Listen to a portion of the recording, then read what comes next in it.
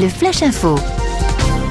Et elle a eu un fait divers hier en milieu d'après-midi. Un homme a quitté le port Chantraine, direction le Grand Large. Totalement ivre, il s'est échoué sur le fort du centre.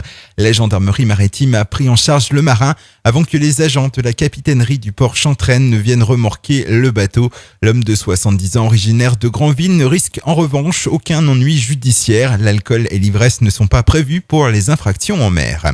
Un an après le suicide d'un salarié travaillant pour Proservia, un sous-traitant d'Euryware à Cherbourg, une trentaine de collègues et de représentants syndicaux ont observé sur le site une minute de silence hier en fin de matinée à l'appel de la CGT. Fait rarissime, ce suicide a été reconnu par la CPAM comme accident du travail. Des actions en justice sont en cours, notamment une procédure pour faute inexcusable de l'employeur. On poursuit au tribunal de Cherbourg. 3 jeunes de 22 à 26 ans, 2 hommes et une femme comparaissaient hier devant la justice.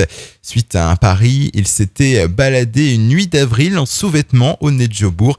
Ils ont aussi fait main basse ou tenté de le faire sur les réserves d'une buvette et de restaurants des environs.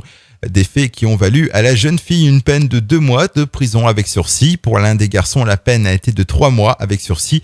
En revanche, pour le troisième accusé, qui cumule déjà 7 condamnations, il est condamné à 6 mois de prison avec sursis et 110 heures de travail d'intérêt général.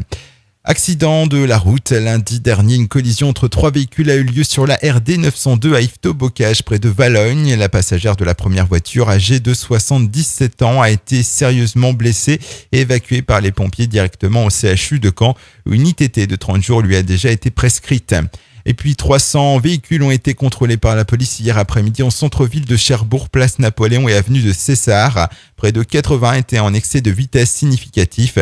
2 autres contrôles réalisés rue des Gains à Querqueville et rue Marcel Samba à Équeurdreville ont abouti au contrôle d'une centaine de véhicules dont une alcoolémie positive.